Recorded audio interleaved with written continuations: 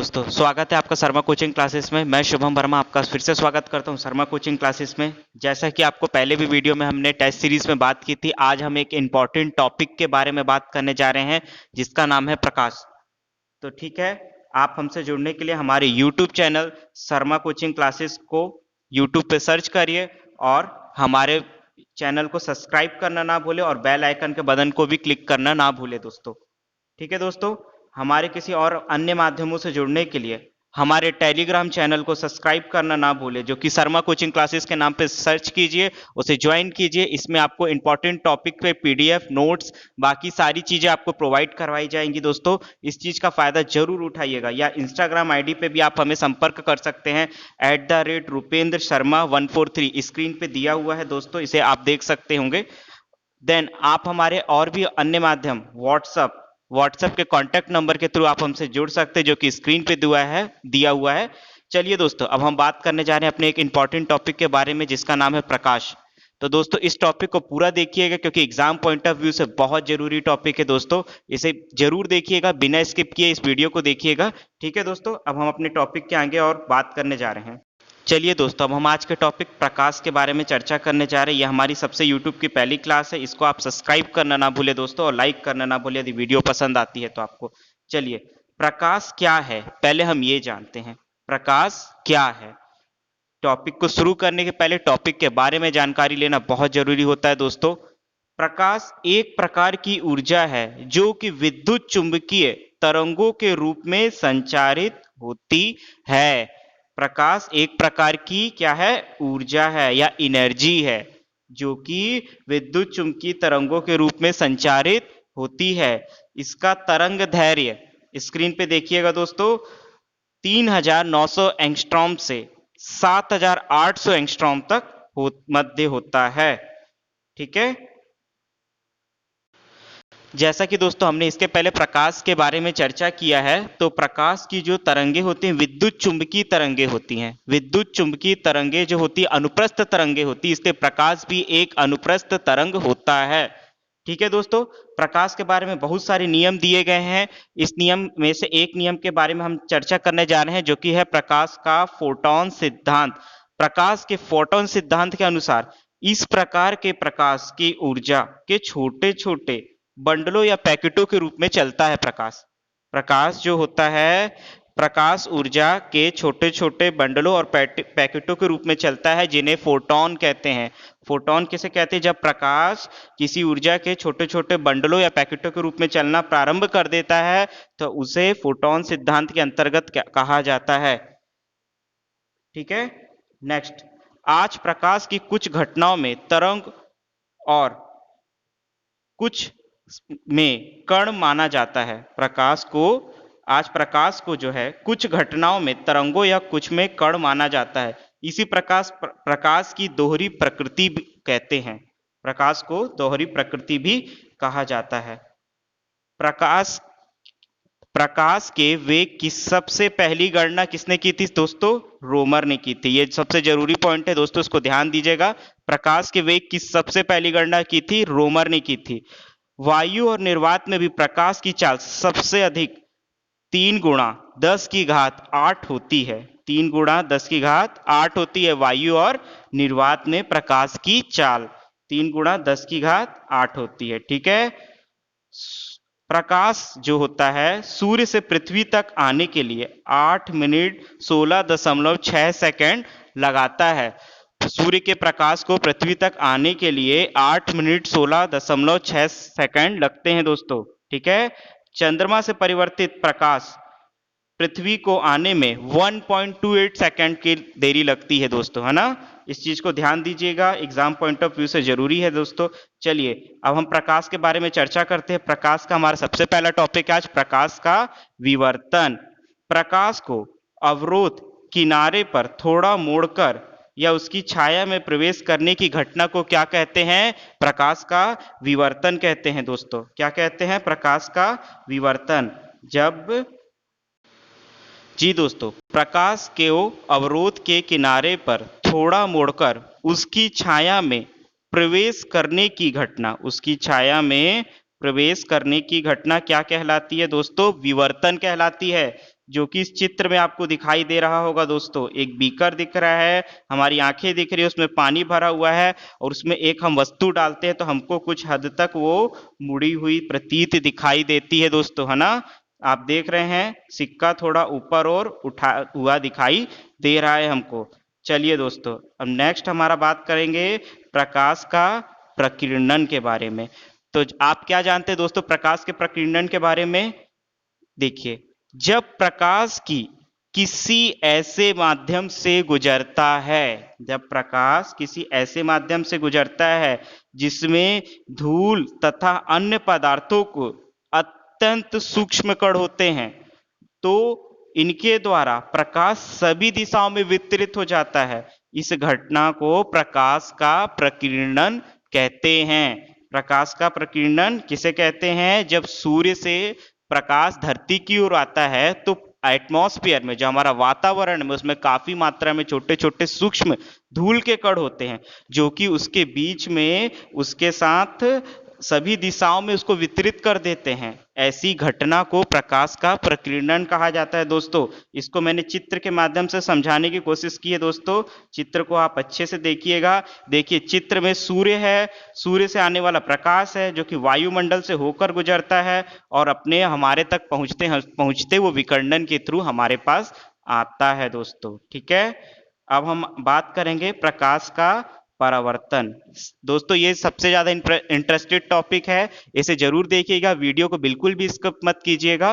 प्रकाश का परावर्तन, जैसा कि दोस्तों आप जानते हैं, प्रकाश का एक माध्यम से आकर उसी माध्यम में वापस लौट जाना ही प्रकाश का परावर्तन कहलाता है। ठीक है दोस्तों, प्रकाश किस किस चीज में परावर्तित हो सकता है दोस्तों? एक गोलीय दर्पण से होता है प्रकाश का परावर्तन।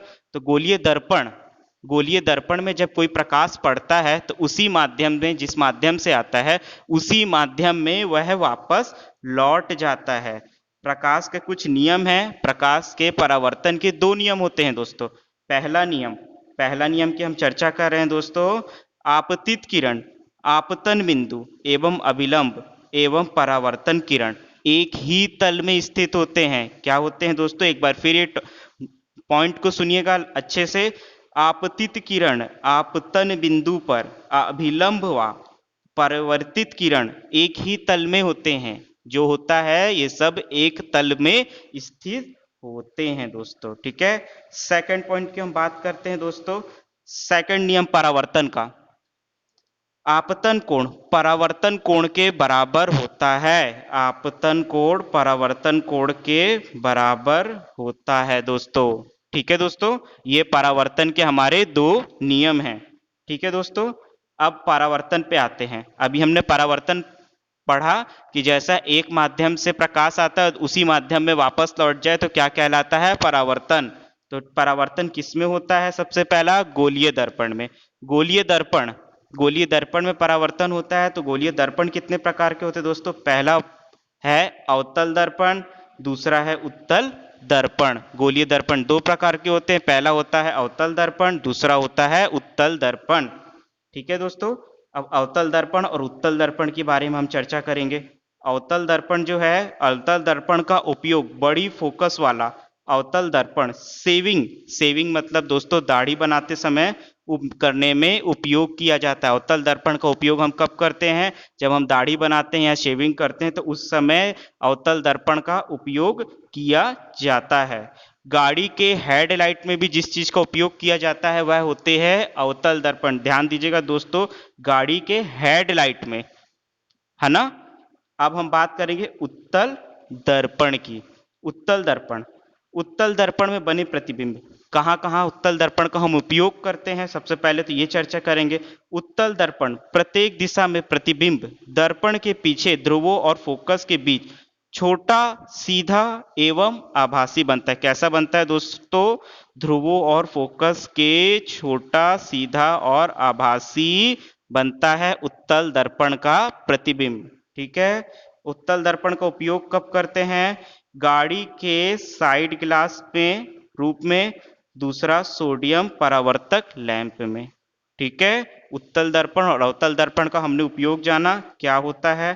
ठीक है दोस्तों, अब जानते हैं दोस्तों कि अवतल दर्पण में बने प्रतिबिंब की प्रकृति कैसी होती है, मतलब वो किस टाइप का प्रतिबिंब बनता है अवतल दर्पण में। ठीक है, तो पहले हम जानेंगे यदि वस्तु की स्थिति, जैसा कि आपको स्क्रीन पे दिख रहा है, वस्तु की स्थिति अनंत पर हो तो प्रतिबिंब की स्थिति कहाँ होती है, फोकस पर होती है। और वस्तु की तुलना में प्रतिबिंब का आकार, ऊपर देखिए दोस्तों क्या लिखा है, वस्तु की तुलना में प्रतिबिंब का आकार कैसा होगा, बहुत छोटा बिंदु मात्र होगा, मतलब एक पॉइंट की तरह दिखाई देगा। और प्रतिबिंब की प्रकृति कैसी होगी, प्रतिबिंब किस टाइप का होगा दोस्तों, उल्टा व वास्तविक। कैसा होगा दोस्तों, उल्टा और वास्तविक कब होगा, जब वस्तु अनंत पर होगी। कहां होगी दोस्तों, अनंत पर यदि वस्तु रखी जाए तो उसका प्रतिबिंब कैसा होगा, उल्टा व वास्तविक। ये एग्जाम में बहुत बार पूछा हुआ चीज है दोस्तों, इसको जरूर देखिएगा। ठीक है, नेक्स्ट टॉपिक पे हम बात करते हैं वक्रता केंद्र और व अनंत के बीच में यदि वस्तु हो। वक्रता केंद्र और अनंत के बीच में यदि वस्तु हो दोस्तों, तो फोकस व वक्रता केंद्र के बीच में बनता है। ठीक है, प्रतिबिंब कहाँ बनता है, फोकस और वक्रता केंद्र के मध्य में बनता है। और कैसा उसका प्रकृति होगा, तो प्रतिबिंब की प्रकृति होगी वस्तु की तुलना में छोटी होगी। चाहे वस्तु थोड़ी बड़ी हो तो उसका प्रतिबिंब कैसा होगा, छोटा होगा उसके अपेक्षा। ठीक है, और किस टाइप का होगा, उल्टा व वास्तविक होगा, उल्टा और वास्तविक होगा। ठीक है, अब हम बात करेंगे, ये देखिए स्क्रीन पे आपको मैं दिखाने की कोशिश कर रहा हूं दोस्तों लगातार।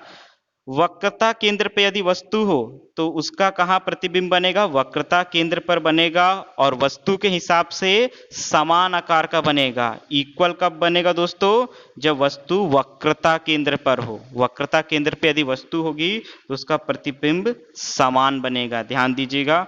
और प्रकृति किस टाइप की होगी, उल्टा व वास्तविक प्रतिबिंब बनता है। कैसा बनता है दोस्तों, उल्टा व वास्तविक। ठीक है, अब हम चौथे पॉइंट के बारे में बात करेंगे। यदि वस्तु फोकस तथा वक्रता केंद्र के मध्य हो, फोकस और वक्रता केंद्र के यदि मध्य हो तो वक्रता केंद्र एवं अनंत के बीच में प्रतिबिंब बनेगा।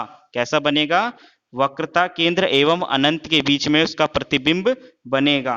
ठीक है, अब वस्तु की तुलना में प्रतिबिंब का आकार कैसा होगा, बड़ा होगा, वस्तु से बड़ा होगा उसका प्रतिबिंब, यानी उसकी मिरर इमेज जो भी होगी उस वस्तु से बड़ी होगी। ठीक है, नेक्स्ट, प्रतिबिंब की प्रकृति कैसी होगी, तो उल्टा व वास्तविक होगी। प्रतिबिंब की प्रकृति कैसी होगी, उल्टा और वास्तविक। ठीक है, फिफ्थ नंबर, यदि वस्तु हम फोकस पर रखेंगे तो किस टाइप का बनेगा उसका प्रतिबिंब दोस्तों, अनंत पर बनेगा। किस पे बनेगा, अनंत पर, और वस्तु से बड़ा बनेगा। ठीक है, ध्यान दीजिएगा दोस्तों, यह इंपॉर्टेंट है, वस्तु से बड़ा बनेगा। और उसकी प्रकृति कैसी होगी, उल्टा व वास्तविक होगा। कैसा होगा, उल्टा और वास्तविक होगा। ठीक है, अब 6 नंबर हम पॉइंट पे आते हैं। फोकस तथा दर्पण के पीछे में ध्रुवों के बीच में रखा हो तो, यदि वस्तु जो है फोकस तथा दर्पण के पीछे, फोकस और दर्पण के पीछे ध्रुवों के बीच में हो तो वस्तु का इमेज कैसा बनेगा दोस्तों, वस्तु की तुलना में उसका प्रतिबिंब कैसा बनेगा, बड़ा बनेगा, सीधा व आभासी प्रकृति होगी। ठीक है, अब हमने जाना कि वस्तु पे कैसे बनेगा, क्या बनेगा, आपने देखा स्क्रीन पे। इसको समझने की कोशिश कीजिएगा दोस्तों, इसका पीडीएफ नोट भी आपको हम प्रोवाइड करवा देंगे दोस्तों। ठीक है, अब आप देखेंगे वस्तु के अपवर्तन के नियम। अपवर्तन के नियम क्या क्या होते हैं दोस्तों, आपने इसके भी पहले अपवर्तन के नियम पढ़े होंगे। तो दोस्तों अपवर्तन के नियम में मैं आपको बताना चाहूंगा दोस्तों, पहला होता है आपतित किरण। हम पहले नियम की बात कर रहे हैं, आपतित किरण, अभिलंब तथा अपवर्तित किरण। आपतित किरण, अभिलंब, अपवर्तित किरण तीनों एक ही तल पर स्थित होंगे। देखिए दोस्तों चित्र में भी दिख रहा है, आपतित किरण, अभिलंब तथा अपवर्तित किरण तीनों एक ही समतल सतह पर स्थित होंगे। ठीक है, ठीक है दोस्तों, अपवर्तन में देखिए मैंने एक चित्र के द्वारा दिखाने की कोशिश की है दोस्तों, जिसमें एक गिलास है, गिलास में एक पेंसिल है, उसमें जो उसका अभिलंब है, उस अभिलंब से पेंसिल मुड़ी हुई प्रतीत होती है हमें। क्या वास्तविक में पेंसिल मुड़ती है? नहीं मुड़ती है दोस्तों। इस चित्र में आप देखेंगे, क्या वास्तविक में पेंसिल मुड़ती है हमारी? नहीं मुड़ती है। या आपने अपनी रेगुलर लाइफ में देखा होगा दोस्तों, और इसको आप बचपन से पढ़ते आ रहे हैं दोस्तों। इस चीज को केवल मैं एक रिमाइंड करा रहा हूं, ठीक है।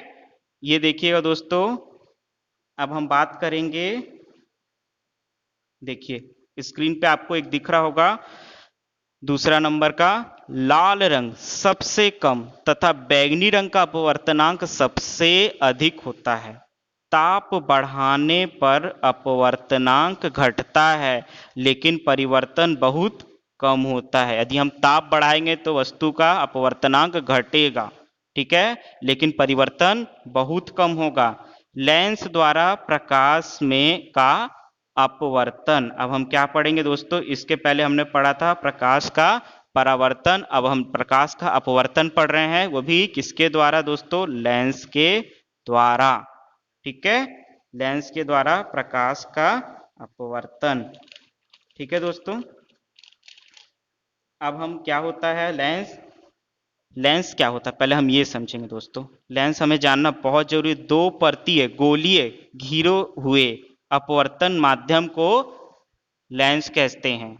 दो परतों या दो पृष्ठों के गोलीय घिरे हुए अपवर्तक माध्यम को लेंस कहते हैं। दो परतों से घिरा होता है लेंस, और उन दोनों माध्यमों को ही जिस पे अपवर्तक होता है उसको लेंस हम कहते हैं। लेंस कितने प्रकार के होते हैं दोस्तों? पहला प्रकार है हमारा उत्तल लेंस, दूसरा प्रकार है अवतल लेंस। पहला प्रकार है उत्तल लेंस, दूसरा प्रकार है अवतल लेंस। और दर्पण में भी दो प्रकार के थे, एक उत्तल लेंस और एक अवतल दर्पण और एक उत्तल दर्पण। लेंस दो प्रकार के, एक उत्तल लेंस और एक अवतल लेंस, ठीक है दोस्तों। स्क्रीन पे एक डायग्राम दिख रहा होगा, लेंस से संबंधित कुछ परिभाषिक शब्द, जैसा कि दोस्तों आप देखेंगे एक ओ है, ओ को क्या कहा गया है? इसमें प्रकाशीय केंद्र कहा गया है। F1 है फोकस 1, फोकस 2, इसमें भी ओ दिया है अवतल लेंस में। आप दोनों के चित्र देखेंगे दोस्तों, उत्तल लेंस किस प्रकार का दिख रहा है और अवतल लेंस किस प्रकार का आपको दिख रहा है, ये दोनों का चित्र आप देखेंगे, ठीक है। दोनों में F1 F2 कॉमन है, प्रथम फोकस द्वितीय फोकस। देखिए दोस्तों ये लिखा है प्रथम फोकस द्वितीय फोकस। C1 C2 क्या है? लेंस का मुख्य अक्ष है। लेंस का मुख्य अक्ष क्या है? C1 और C2। और O क्या है? इसका प्रकाशीय केंद्र है, ठीक है। नेक्स्ट, जैसे कि अभी हमने दर्पण का पढ़ा था, अब हम पढ़ेंगे किसका? अपने लेंस का। अब लेंस का हम देखेंगे, उत्तल लेंस द्वारा वस्तु के विभिन्न स्थितियों के लिए बने प्रतिबिंब कैसे हैं? उत्तल लेंस के द्वारा वस्तु की विभिन्न स्थितियों के लिए बने प्रतिबिंब किस टाइप के होंगे? पहला, अनंत पर यदि वस्तु की स्थिति होगी तो कैसा प्रतिबिंब की स्थिति होगी दोस्तों? F2 पर प्रतिबिंब बनेगा। अभी हमने डायग्राम में देखा है दोस्तों, F2 पर प्रतिबिंब बनेगा। प्रतिबिंब की प्रकृति एवं वस्तु की तुलना के आकार में कैसा रहेगा? वास्तविक, बहुत छोटा एवं उल्टा होगा। कैसा होगा? वास्तविक, बहुत छोटा और उल्टा होगा। दूसरा, वस्तु की स्थिति यदि C1 पे होगी, ध्यान दीजिएगा दोस्तों, वस्तु की स्थिति कहां होगी? C1 पर होगी, देखिए, ठीक है। तो प्रतिबिंब की स्थिति कैसी होगी? F2 व C2 के मध्य बनेगा प्रतिबिंब। कहां बनेगा? F2 और C2 के मध्य बनेगा। कैसा होगा प्रतिबिंब? वास्तविक, छोटा तथा उल्टा होगा। प्रतिबिंब कैसा होगा दोस्तों? वास्तविक, छोटा तथा उल्टा होगा, ठीक है। तीसरा, यदि वस्तु C1 पर होगी तो प्रतिबिंब की स्थिति C2 पर होगी। वास्तविक, बराबर और उल्टा बनेगा। वस्तु की स्थिति यदि C1 F1 के मध्य हो तो कहां होगा प्रतिबिंब? C2 से परे, C2 से अलग होगा, और वास्तविक, बड़ा और उल्टा होगा दोस्तों, ठीक है। पांचवा, F1 पर यदि वस्तु हो, फोकस 1 पर यदि वस्तु हो तो उसका प्रतिबिंब की स्थिति कहां होगी? अनंत पर होगी। प्रतिबिंब की स्थिति कहां होगी? अनंत पर होगी, और वह वास्तविक से बहुत बड़ा और उल्टा बनेगा। चित्र कैसा बनेगा हमारा? इमेज, मिरर इमेज उल्टा बनेगा। ठीक है। सिक्स्थ, यदि वस्तु O और F1 के बीच हो तो लेंस प्रतिबिंब की स्थिति कैसी होगी दोस्तों? लेंस की उसी और जिस और वस्तु है, जिस तरफ हम लेंस रखेंगे उसी के पास उसकी वहां बनेगी उसकी मिरर इमेज। ठीक है। किस टाइप की बनेगी? आभासी, सीधा तथा आवर्धित। कैसी होगी? आभासी, सीधा तथा आवर्धित। ठीक है दोस्तों। अब हम बात करेंगे, लेंस की बात कर ली, दर्पण की बात कर ली, प्रकाश की बात कर ली। ठीक है। अब हम बात करेंगे प्रकाश के वर्ण विक्षेपण की बात। ये आपने 9वीं 10वीं में पढ़ा होगा दोस्तों, लेकिन इस चीज को जरूर देखिएगा दोस्तों। एग्जाम पॉइंट ऑफ व्यू से एक प्रकार के लिए आपका एक रिवीजन है। आप रिवीजन के थ्रू इसे देखिए और ये हर एग्जाम में आपके लिए इंपॉर्टेंट साबित होगा दोस्तों। एक बार आप जरूर देखिएगा इस वीडियो को पूरा का पूरा बिना स्किप किए। ठीक है। प्रकाश का वर्ण विक्षेपण। प्रकाश का वर्ण विक्षेपण क्या होता है? जब सूर्य का प्रकाश, जब सूरज से आने वाला प्रकाश हमारा होता है वो प्रिज्म से टकराता है तो 7 रंगों में विभाजित हो जाता है। इस क्रिया को हम क्या कहते हैं? वर्ण विक्षेपण की क्रिया कहते हैं। क्या कहते हैं दोस्तों? वर्ण विक्षेपण की क्रिया कहते हैं। जब सूर्य का प्रकाश एक प्रिज्म से होकर गुजरता है तो 7 रंगों में डिवाइड हो जाता है। इस प्रक्रिया को हम वर्ण विक्षेपण की क्रिया कहते हैं। ठीक है दोस्तों। मैंने वर्ण विक्षेपण का चित्र दिखाने की कोशिश की है दोस्तों। एक अभी स्क्रीन पे आपको दिखाया जाएगा। ठीक है। अब वर्ण विक्षेपण हमने जान लिया कि किस प्रकार का होता है। अब हम देखते हैं, अब हम देखते हैं दोस्तों वस्तु के नाम। यदि वस्तु पर किस रंग का प्रकाश डाला जाए तो वह कैसा दिखेगा? पहला वस्तु है हमारा सफेद कागज। हम जो प्लेन पेपर लेते हैं उसमें किस कलर का? सफेद किरणों में देखेंगे तो वह सफेद दिखेगा। लाल किरणों में वह लाल रंग का दिखेगा। हरी किरणों में हरा रंग का दिखेगा। पीली किरणों में पीला दिखेगा और नीली किरणों में नीला दिखेगा। यानी इसमें कोई भी परावर्तन नहीं होगा, कोई भी कलर में चेंजेस नहीं आएंगे। ठीक है। लाल कागज को यदि हम सफेद किरणों में देखेंगे तो लाल दिखेगा, लाल किरणों में तो लाल ही दिखेगा। हरी किरणों में ध्यान दीजिएगा दोस्तों, लाल कागज हरी किरणों में किस प्रकार का दिखेगा? काला दिखेगा। क्या दिखेगा दोस्तों? काला दिखेगा। पीली किरणों में लाल कागज कैसा दिखेगा हमारा? काला ही दिखेगा। ठीक है। लाल पेपर जो होगा पीली किरणों में भी काला दिखेगा। नीली किरणों में भी कैसा दिखेगा दोस्तों? काला दिखेगा। ठीक है। यदि हम हरा कागज लें, अब तीसरा हम लेते हैं हरा कागज, उसको अलग अलग हम रंगों में देखने की कोशिश करेंगे। सफेद किरणों में कैसा दिखेगा हरा कागज? हरा ही दिखेगा। सफेद कलर में कोई भी रंग चेंज नहीं होता है, इस चीज को ध्यान दीजिएगा दोस्तों। लाल किरणों में कैसा दिखेगा हरा कागज? काला दिखेगा। हरी किरणों में कैसा दिखेगा? हरा दिखेगा। और पीली किरणों में काला दिखेगा हरा कागज। ठीक है। आपको स्क्रीन पे पूरा दिख रहा होगा एक टेबल डायग्राम। उसके बाद नीली किरणों में कैसा दिखेगा दोस्तों? काला दिखेगा हरा कागज। कैसा दिखेगा? काला। अब हम पीली कागज की बात करते हैं। पीले कागज में सफेद किरणों में उसमें कोई परिवर्तन नहीं होगा, उसका रंग जैसा है जैसा ही रहेगा। कैसा रहेगा रंग उसका? पीले कागज का पीला ही रंग रहेगा। ठीक है। लाल कागज में कैसा दिखेगा? काला दिखेगा। जो पीला कागज रहेगा लाल किरणों में काला दिखेगा। हरी किरणों में कैसा दिखेगा? काला दिखेगा। पीली किरणों में तो वह पीला दिखेगा क्योंकि उसका स्वयं का रंग है पीला, और उस सफेद रंग में भी पीला ही दिखेगा।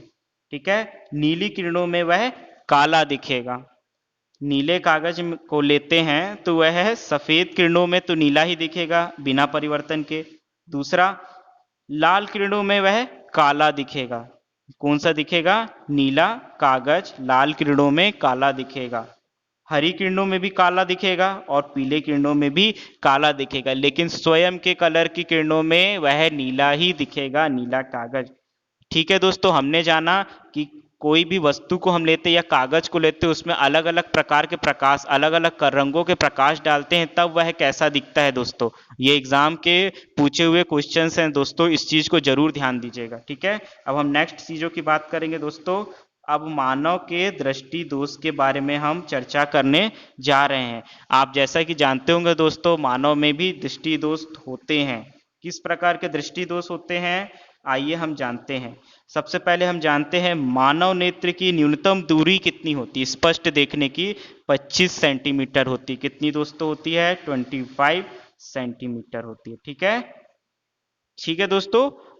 निकट दृष्टि दोष, मानव में सबसे पहला दोष क्या होता है? निकट दृष्टि दोष होता है, जिसके निवारण के लिए हम क्या उपयोग करते हैं? निकट, निकट से शब्द पकड़िए अवतल लेंस का उपयोग करते हैं निकट दृष्टि दोष में।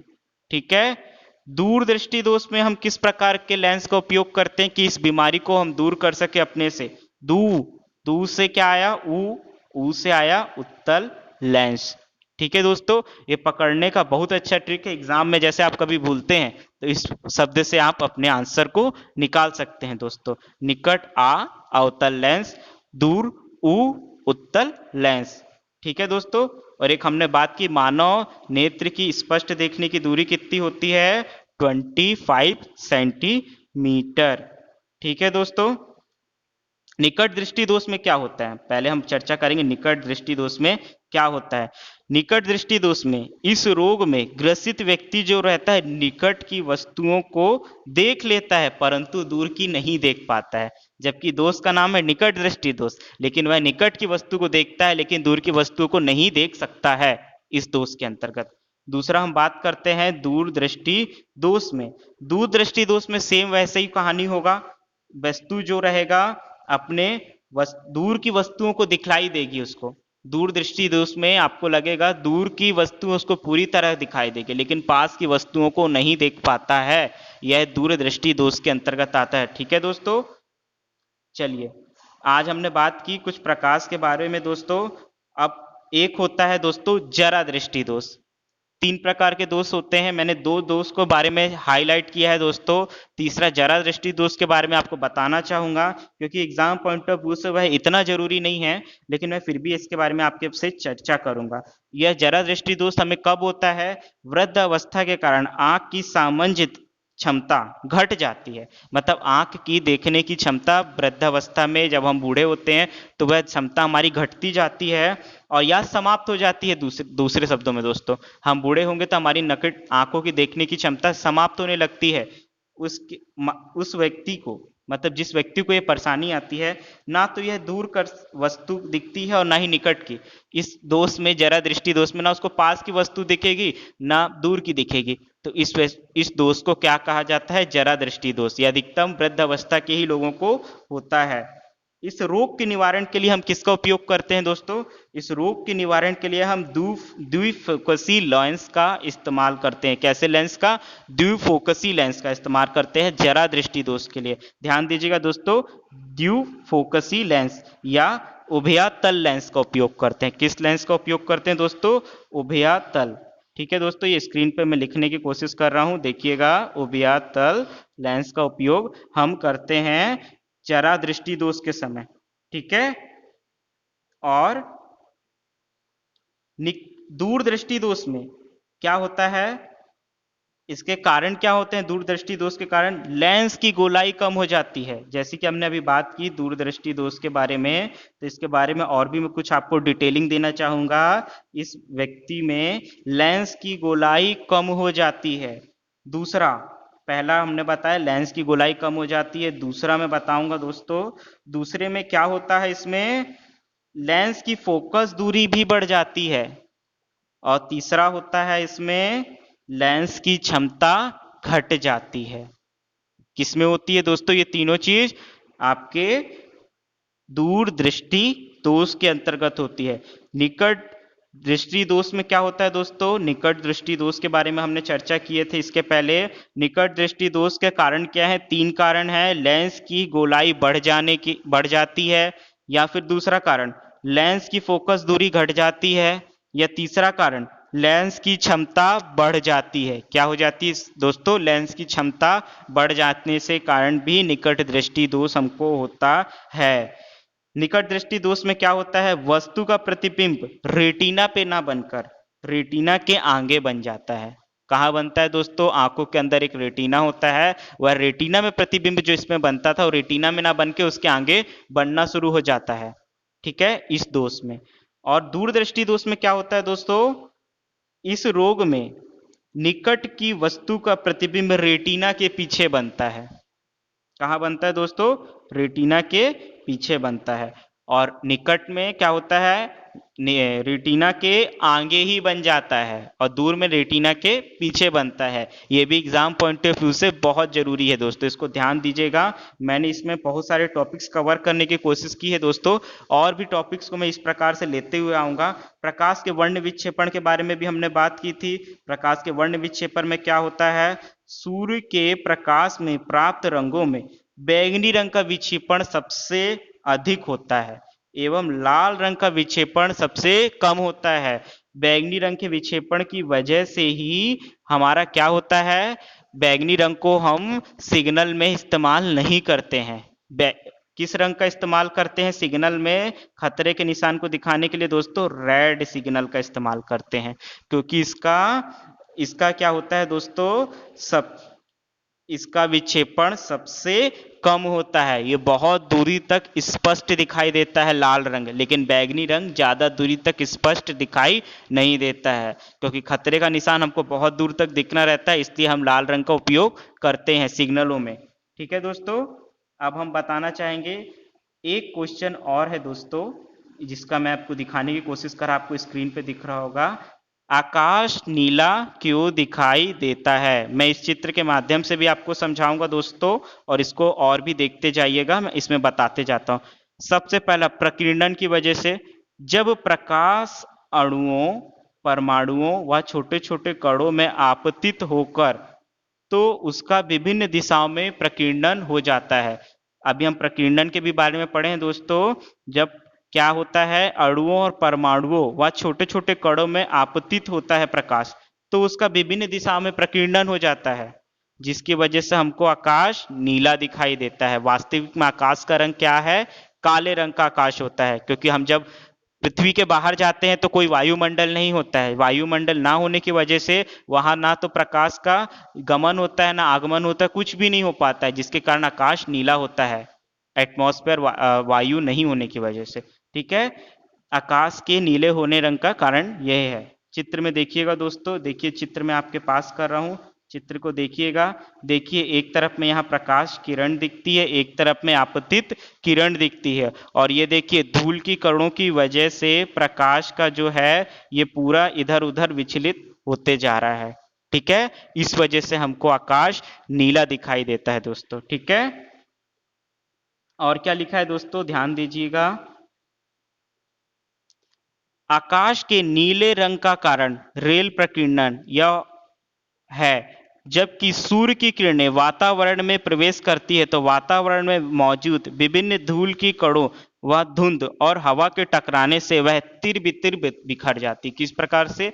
तिर बितिर इधर उधर हो जाती है। ये देखिए ये दोस्तों, ये तिर बितिर बिखरती है प्रकाश की किरणें, इस वजह से भी हमको आकाश दिखाई देता है कैसा? नीला दिखाई देता है। ठीक है दोस्तों, आज हमने बात की दोस्तों प्रकाश के बारे में, कुछ इंपॉर्टेंट टॉपिक्स की दोस्तों।